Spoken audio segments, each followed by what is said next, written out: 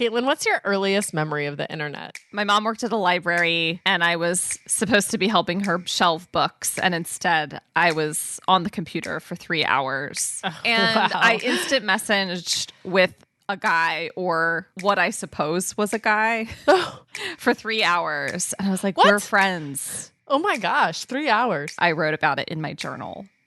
Wow. What about you? Do you have a memory of your first internet dive? The first thing I did was search Paris restaurant. And that was the thing on the other side of the world I wanted to find. And I remember finding one and looking at their menu. That's so consistent with who I know you to be. Yeah. It's actually kind of incredible. Oh, remember when the internet was fun? Now it's all robots watching you shop and people named TheoBro34215 shouting at you. From Religion News Service, this is Saved by the City, a podcast from two single Christian women making our way in New York and trying to look up from our phones once in a while. I'm Caitlin Beatty. And I'm Roxy Stone.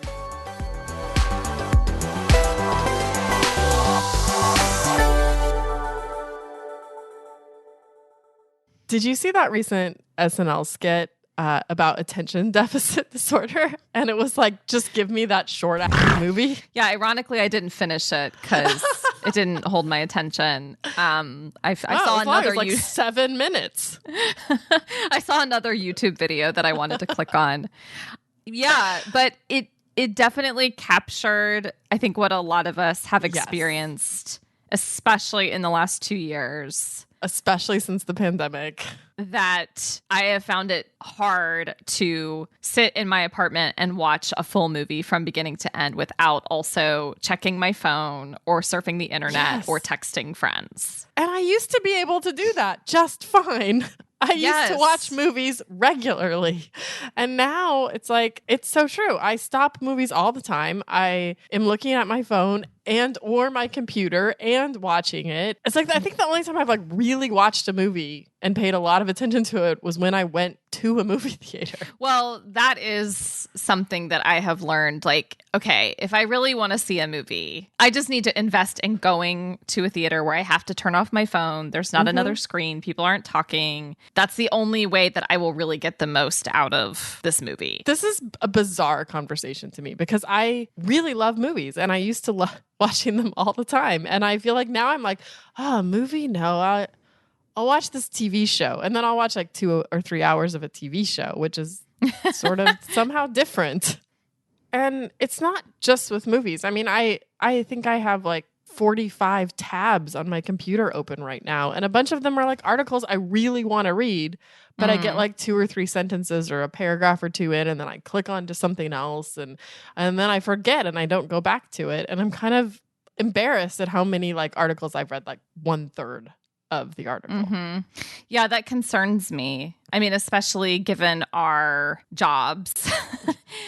Theoretically, like how important it is for both of us to understand what's going on in the world and really think deeply and broadly about current events and trends and things that are happening in the church. If someone were tracking my online activity and saw that I typically scrolled like 2/3 of the way through and then clicked away because I was like, I want to play my New York Times spelling bee again, it would be a little bit concerning. Like you might think, oh, she's not a smart person. She's a dum-dum. Oh, I feel it too. And just the ability to like sit and deeply think about something. Mm-hmm. All of these things that I feel like are the person I want to be feel really challenged right now. And it's not all technology, like, but a big thing is like, I just feel like my phone is always grabbing my attention.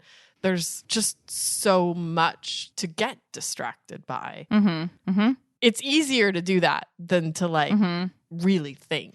Even though it's also ultimately less satisfying, right? Like reading a really good book and reading it from start to finish and thinking about it and sharing it with other people or talking about it with other people is actually more satisfying in the long term than like clicking in and out of Twitter and Instagram 30 times a day. But I keep doing that thing because it's some little hit of dopamine and reading Middlemarch.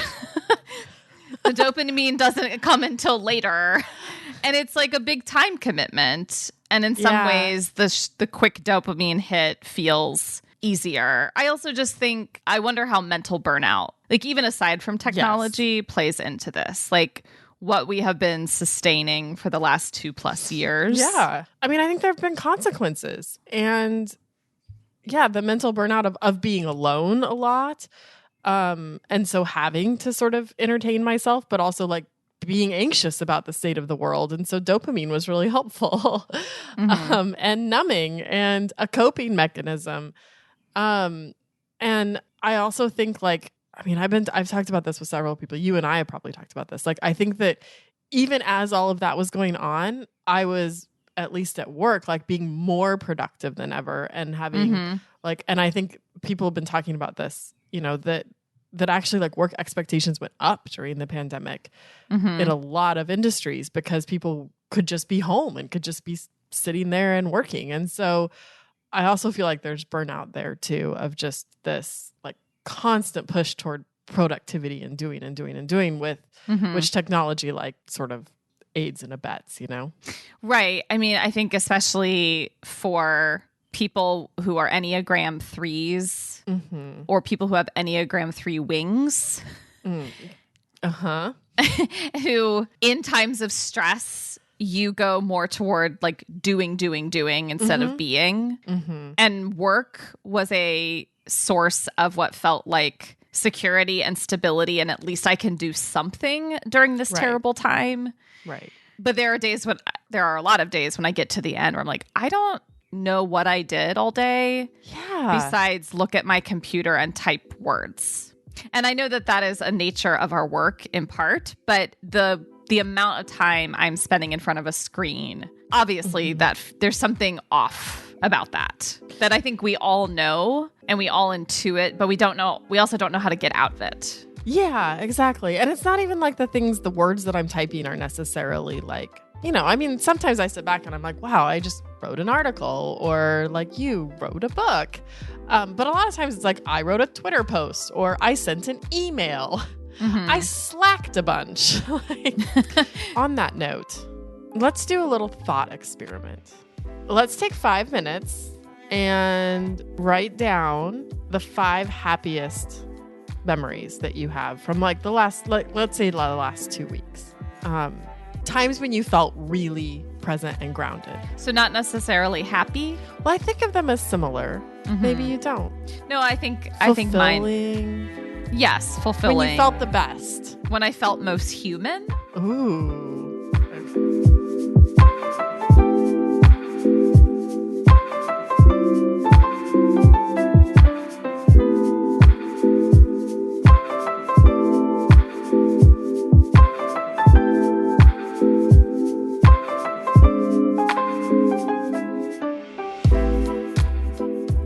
All right, let us emerge from our happy memories.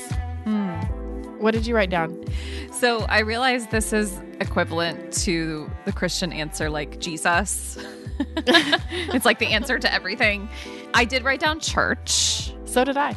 Yeah, just being with other Christians, being in a beautiful space, having a space to meditate, feeling connected to other people, receiving communion. It's really hard to do all of that virtually. And then last Sunday after church, I went out to brunch at a Mexican place, which always makes me happy, with a friend. And it wasn't fancy. It wasn't like the conversation wasn't that memorable. Just going out and sharing a meal with somebody was really nice and still feels a little bit novel coming out of the pandemic. Yeah. Then I wrote down one of our mutual friends invited me to this slightly wacky show at Radio City Music Hall hosted by Josh Groban.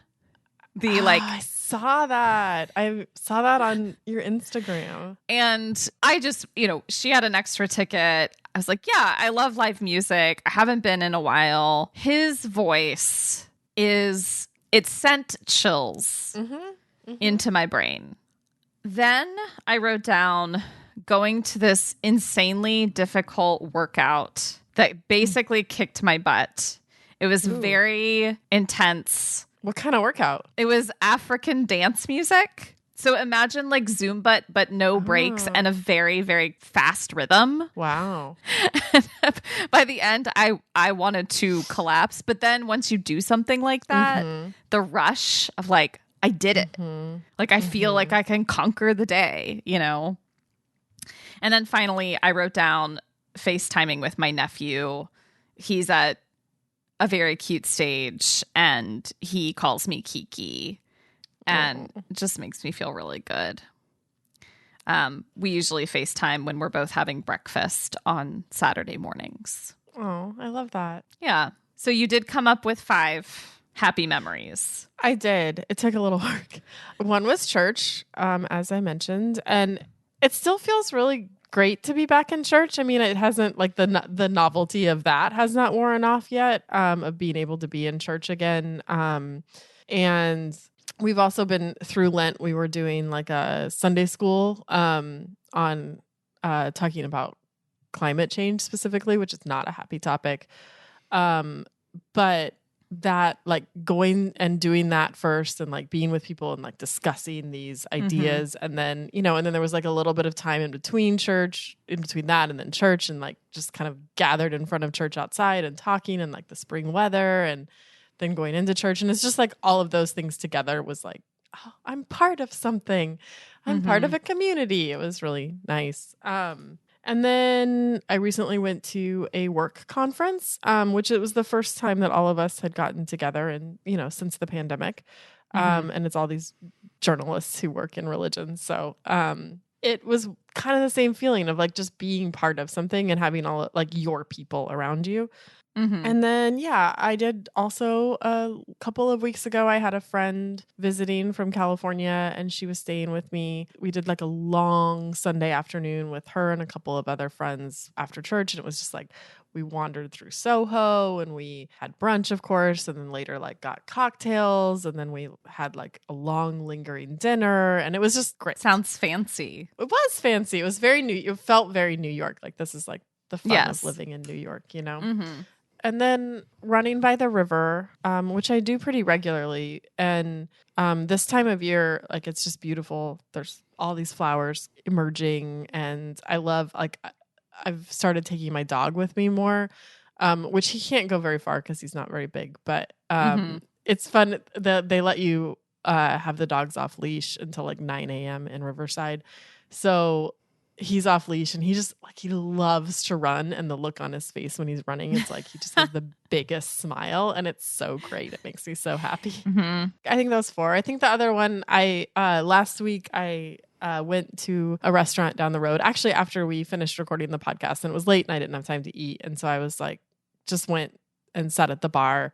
And I'd been there, you know, a handful of times, but the bartender recognized me, and she also like knew almost everybody at the bar. And it was just one of those really fun times where it was like it was like a Cheers episode or something, you know, and she was like introducing people at the bar to each other. And it was fun. It was cool. There is something about going to a place in your neighborhood and being recognized or being like, oh, it's you again. Like, and I'm not saying that you can't find that in the suburbs, but I have found that much easier. Yes. Living in a neighborhood where you're walking to very specific locations to get your needs met. And it's just nice to feel like they're so-and-so, you know. It is really nice because, you know, they see a ton of people every day, and it feels good to be remembered and be like, oh, I'm a local. Yeah. Yeah. So I wanted to do that. That part was not really the thought experiment. That was the preamble to the thought experiment, which we're going to come back to this after we talk to our guest, because I want to re-examine our 5 blissful memories through the lens of our conversation with Andy Crouch, which is coming up. Andy is the author of several books, most recently, The Life We're Looking For, Reclaiming Relationship in a Technological World. Bigger houses are not better for people. We need proximity. And if you have a big house, you should fill it with people, including people who are not your biological kin. Our conversation with Andy is coming up just after the break. Religion News Service is an independent, award-winning source of global reporting on religion, spirituality, culture, and ethics. All the news from the pews, if you choose. And if you like what we're doing at Saved by the City, let us know. Throw us a rating or a review. It goes a long way toward helping get the word out about the show. One of our longtime listeners, named Ed Stetzer, Hey, Ed. said a very nice thing about us on Twitter. He said, Katelyn and Roxy are wicked smart. I don't know if Ed has a Boston accent, but that's how I heard it. He said, even when you don't agree, you learn, and that's a good thing. Oh, thanks, Ed. Thanks, Ed. You can also email us at sbtcpodcast@religionnews.com. We want to hear from you, and we will reply.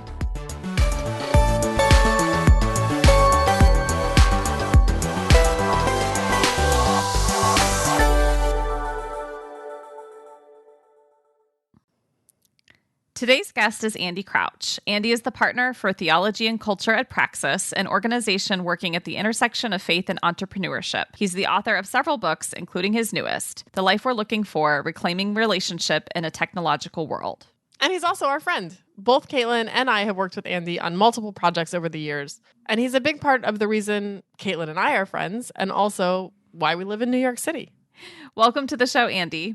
Thank you so much. Hey, Andy. It's good to be with you. It makes me so happy to get to talk to you guys today. This is great. Well, Andy, we have talked a lot on this show about the This Is Our City project as one of the major impetuses for both of us, really, in moving to New York.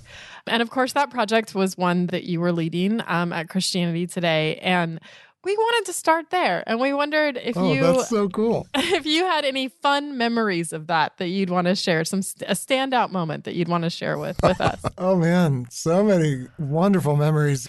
But I will say, so we had a team of about 6 of us or so, of which the 2 of you were 2. And it may be my favorite team ever. I shouldn't say that because I work for Praxis now, and we have a great team.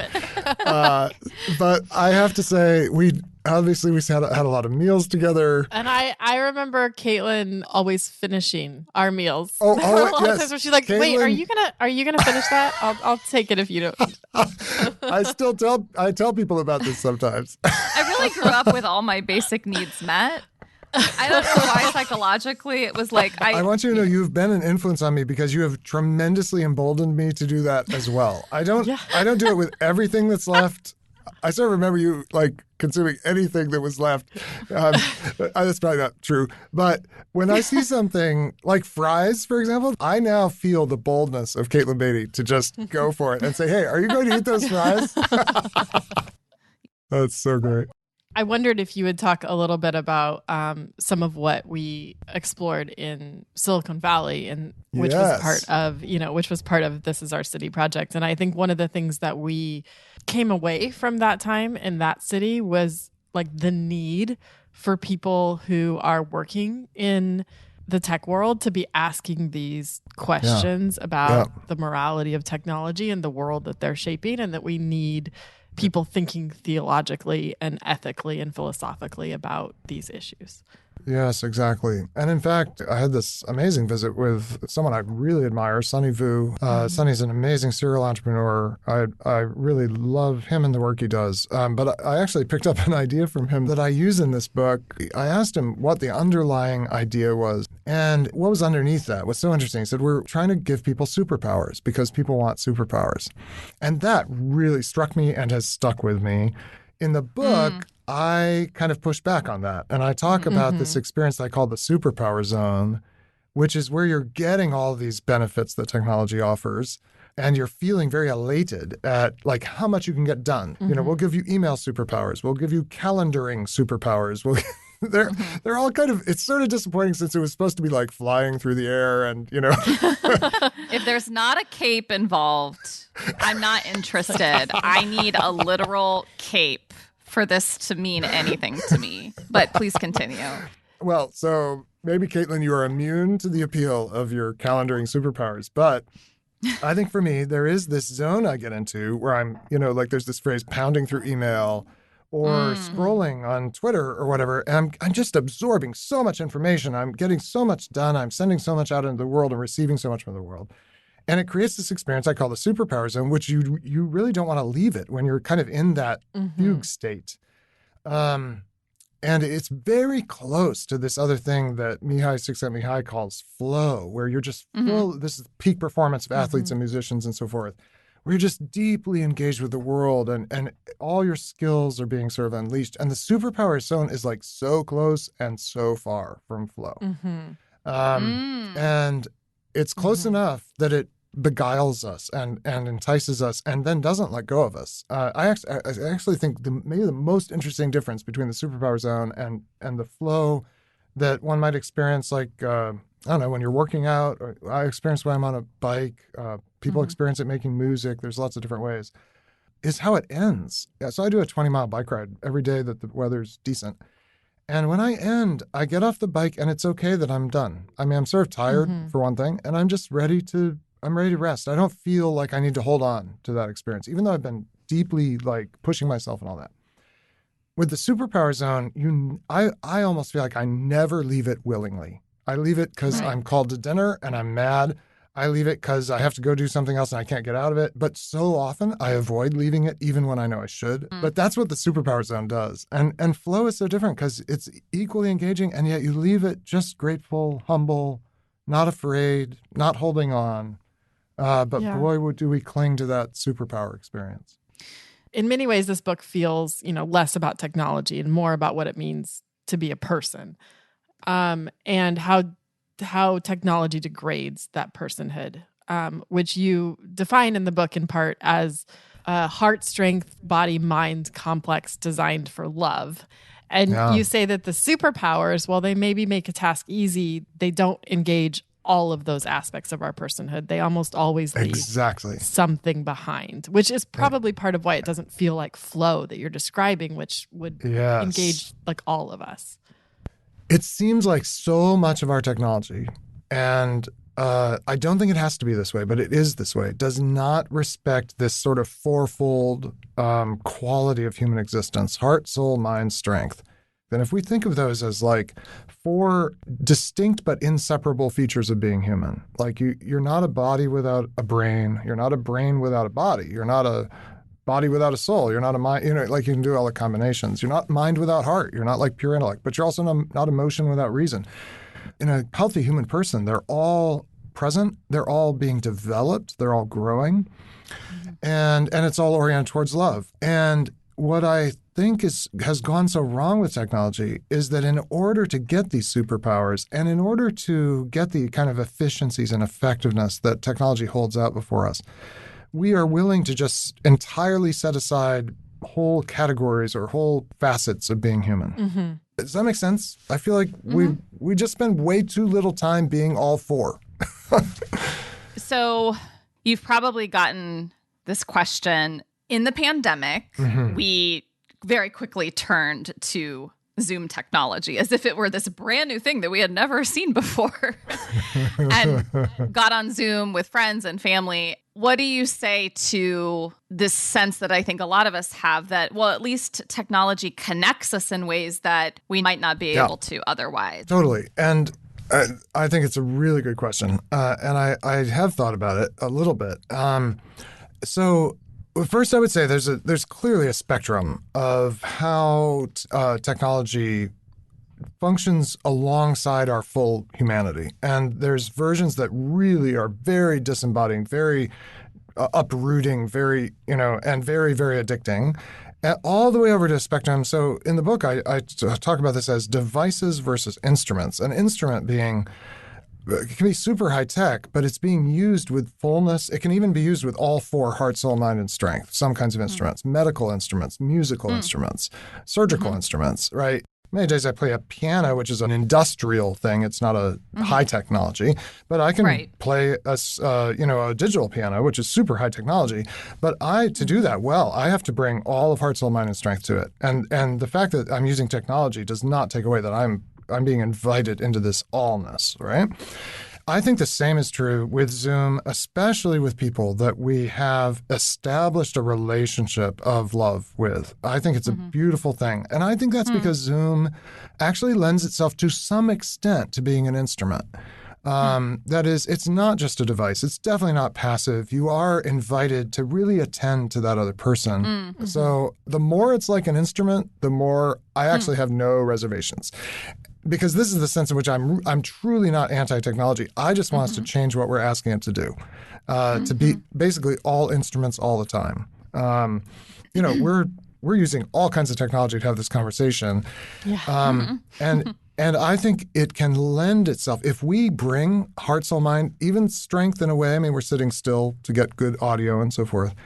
Like it can be really good. I will say though, if we hadn't had those dinners where Katelyn is like stealing French fries off other people's plates, and we'd not been together and walked through cities together and sat in cramped vans with too much video equipment together, and if we hadn't done that that full embodied phase of being together, I don't know that we would come into this differently. I don't know what it would be like. Yeah. I'm sure we could still have an informative conversation, but I don't think it would be the same. And certainly, we're here to discuss sort of subject matter, and you can do that without a whole lot of relationship and trust. Like the reason Zoom works is you're building on these formative experiences you had for years and years where you were together for better and for worse, because it's messy being human. Does that make sense as a way of framing it? Yeah. I feel like we dove in really fast into this topic. And I wanted to just maybe take a minute and zoom back out, which is to say, you already wrote a book about technology. Sure. which you edited. Which Roxy I edited. was essential. That book would not exist without Roxanne. Thank you. Why write another one? Like, why has this topic and this issue continued to keep you up at night, continued to be something that you feel like is something urgent you need to talk about with, particularly with Christians, maybe? I think this book tries to go a layer deeper. The TechWise family is built around very practical practices, and I'm all for those things. But I wanted to go as deep as I could to the heart of the matter. And the heart of the matter are these, it's this question of what it is to be a person, which is really abstract sounding. So like, could I write about that, but make it interesting to read rather than just philosophical musings on that? It's about what went wrong exactly in the big picture? Like, why are families struggling with this? Because I actually think we could have taken a set of decisions 100 years ago that would not lead to needing a book like The TechWise Family, because we would have had a different kind of technology in our world that would have been better for people. So let's go back and retrace our steps. And I also wanted to actually make the case that this is not the first time these kinds of issues have arisen, because it was very intriguing to me, and I sort of wanted to, write out my intrigue, my hunch, that the first Christian community came into being in the midst of a technological empire, not in the sense of high tech or they didn't have electromagnetism and that kind of stuff, but the Roman Empire was built on tremendous advances in money, tremendous advances in engineering, and maybe you could also say tremendous advances in information, because they had conquered the whole sort of world of the Greek world and then the Arab world, and they had all this explosion of information and thinking of a certain kind. And it was so like our time, and it was also so lonely. Like the Roman world, for the median Roman person, male or female, is just patently a terrible place to be human. Even though it also, at the top of this highly stratified world, were these amazing human beings like Marcus Aurelius or Cicero or whoever, who get to live quite remarkable lives and write amazing literature. And that also is so like our time. Like this world that we share with 7 or whatever it is billion people, like the median experience, in spite of all this amazing stuff we have, it's not a good time to be a person. So there were these parallels that I wanted to trace, Roxy, between, at a time also when the Roman Empire seemed to be doing great, like the 50s of the Common Era, AD, the 50s AD. Like this was the time when everyone was like, wow, Augustus Caesar really was the son of God, because he's brought peace to the whole realm. We have incredible prosperity. The grain boats arrive every harvest time up the river to Rome. And isn't it an amazing time to be alive if you're a certain kind of person? That's so like our time. And right in the midst of that arises this community that has a totally different take on what it is to be human, what it is to be a person, who counts as a person. And they start rescuing people out of this impersonal world. And that's why this book, though technology is kind of the middle part of it, ultimately it's about something deeper and broader than just tech. One of the things that you kind of keep coming back to in the book is the relationship, is community. You know, you have this line that kind of cut me to the quick a little bit, where you talk about how, like, one of the most seductive promises of technology, of money, is abundance without dependence. And I think about that for myself. A lot of my friends in New York, like, you know, we pay to have things delivered to us. We pay to have movers come. Our friends don't do it anymore. We pay for a lot of services, you know, that, like, people who maybe have a larger family, they would help take care of those things. So I think, just as I thought about this, I thought about, like, the loneliness of living alone, but also I wonder how to challenge myself out of that, and what ways to make living alone not to somehow be part of still a community or a household in some way, if that's even possible. Oh, man. Gosh, I hope this sounds just entirely non-judgmental. That's because it's so little of what I would feel would be judgment. But what I would so hope for you and me and everyone in our Western world is to be re-embedded in, not necessarily in a housing structure with a single entrance that multiple people enter in and out of. That's not the point I'm making. But for us to thrive as persons, we need a kind of semi-continuous recognition of who we are, that when we don't have a space where we are interdependent, all of our relationships have a veneer of transaction. It's not all there is to them, because you can have real, relationships for sure. But there's something different about the continuity of life in a household. And the inescapability of it. Because actually part of why I need is to be known not just at my best, or when I'm ready to go on Zoom and have a conversation, or when I go to work. I need to be known, like, in the times when I'm really sick, or when I am withdrawing from the world and avoiding people because I'm depressed, which I do. And because I have lived with children and my wife, they, like, it's inescapable. After a while, they figure out Dad's not just sleepy, right? And so the idea of the household is a community that's not based entirely or necessarily on family per se, but that functions with a level of proximity that we can't help being known. I think in the book I say we need a place where we cannot hide, and a place where we cannot get lost. And I will tell you, so I'm married to Katelyn for 27 years or so now, and I'm very grateful for that relationship. But I would actually say one of the distresses of our lives is that it's not enough, even when you are married to another person. And actually, one of the great joys of our life, we're about to have a year in the city of Boston, back in a city. We live in a suburb right now, but we're going to be back in a city for Kathleen's sabbatical, her academic sabbatical. And we're going to live in the first floor of a house owned by friends who live upstairs. And their kids live with them, and their very, very aged mother, her aged mother, lives with them. And we're going to be back in this household, and we cannot wait, like, to have that proximity. Now, we'll have our own space, but we need to hear somebody's footsteps upstairs and know, oh, that's Simon walking around. And we need Simon to hear me, like, practicing the piano and think, oh man, he's got that wrong again. And, like, so I think the trick in the city is, even if you maintain your own, like, unit, to find ways to be bound close enough with some other people that you can't hide and you can't get lost. And I just think you're made for it. We're made for it. And I actually think to do that, you have to live relatively close by. Roxy and I talk. You do. We talk a lot about the fact that, of course, we have friends throughout the city, and even during the pandemic have been able to get together, once a month for brunch or drinks or whatever. And that's great.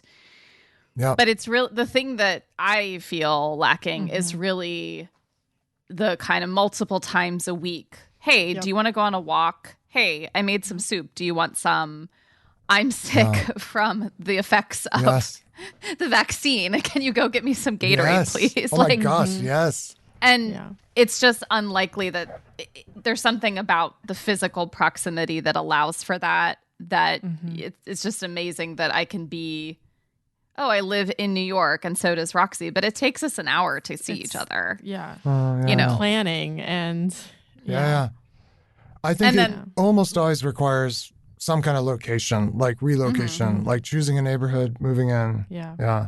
So this was like an intervention to get me to move to the Upper West Side. It's all been like calculated. Like Katelyn will listen to Andy if she. Anyway, Which is also my favorite neighborhood in New York, and it's definitely where I would move if I were moving to New York. So that must be the Okay, there you spirit go. speaking. Yeah.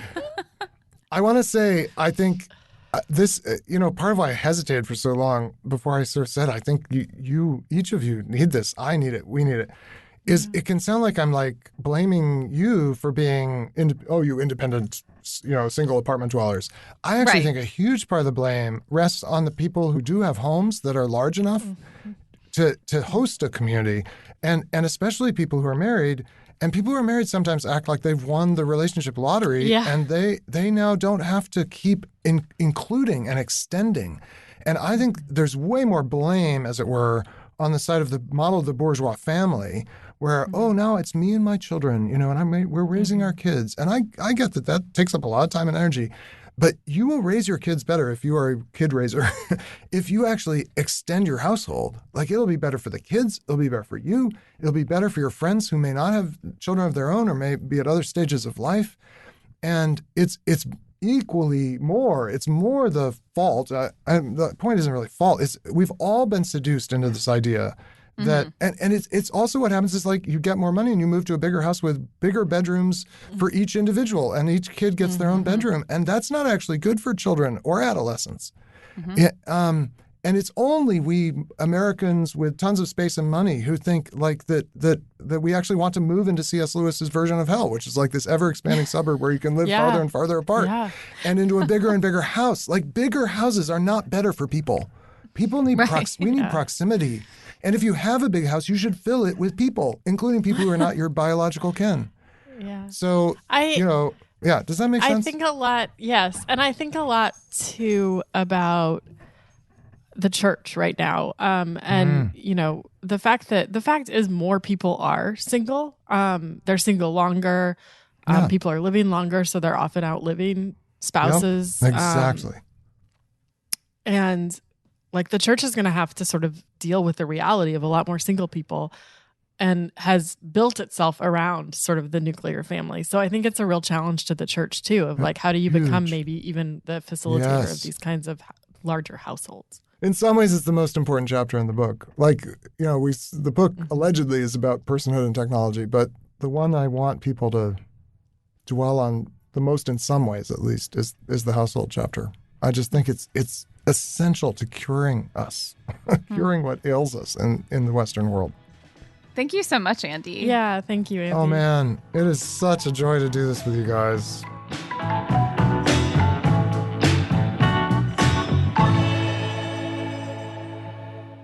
So one of my favorite things about Andy is how it's like you can be talking about this one sort of seemingly small idea, and then suddenly you're like, and this is how humans can flourish. And it's like, it just gets so like deep so fast with him. Yes, he has definitely helped to germinate a lot of my deepest thoughts about what it means to be a human. So I wanted to come back to our memories that we discussed before Andy came on, and kind of reflect on them through this lens that he brought up for us, that what it really means to be fully human is to be engaged in heart, body, strength, mind, and soul. Yes, I think it's really clear that what Andy is driving home is not that digital technology is always and everywhere bad. Right. But that something about the way that we're currently using it is overall limiting our flourishing rather than enhancing it. But the FaceTime with my nephew is a good example of the ways that it can enhance a previously existing embodied relationship from a distance rather than replace it, right? Like no one in our family wants to just continue to interact via FaceTime, but especially in the last 2 years, having the chance to see my nephew's face and hear his voice, and he's really into like T-Rex sounds right now, which is really cute. Like that is a form of connection, and it's real. And it's keeping you engaged in even like the stages where you're like, oh, I actually got to like experience the T-Rex stage, which you wouldn't have, necessarily otherwise. Yeah. And every week there's like a new, he's just at a stage where he's now saying this. He's now making this cute little comment. He's in a T-Rex stage right now. But in that way, technology didn't impede on the schema of flourishing heart, mind, soul, and strength. And I would imagine that when we look at, our happiest memories from the last 2 weeks, arguably all of them are engaging all of the components of what it means to be a human made in God's image in a full capacity. Like, it's very striking to me that both of us mentioned exercise. Yeah. Which is not, of course, it's engaging the body, but it's also engaging your emotions. Like, oh crap, can I really do this? Do I really have do I have it in me to, obviously worship is, from a Christian perspective, the most central expression of what it means to engage all those parts of ourselves. One thing that definitely struck me about our memories collectively, but also several, I just was like looking back at my list, and like all of them but one for me were like with people. And I think even as I had been describing them, there was something about each of them that made me feel like I belonged, like I was part of a community.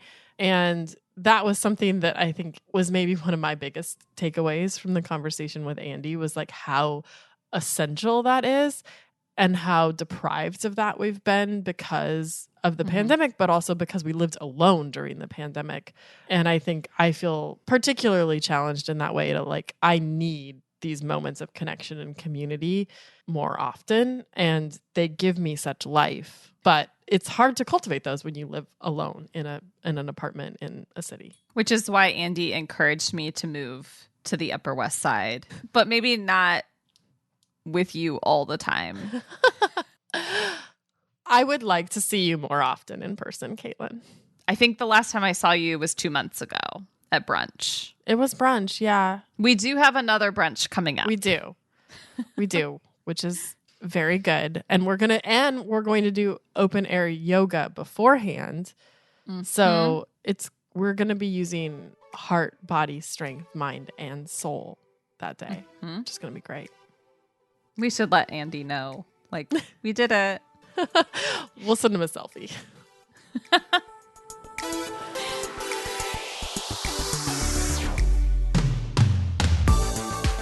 Saved by the City is a Religion News Service production. The producer is Jay Woodward, and the consulting editor is Paul O'Donnell. We get production assistance from Elizabeth Joy Wyndham. Chaz Rousseau put together our look, and Martin Fowler wrote our theme music. We are Roxy Stone and Caitlin Beatty. Thanks for listening.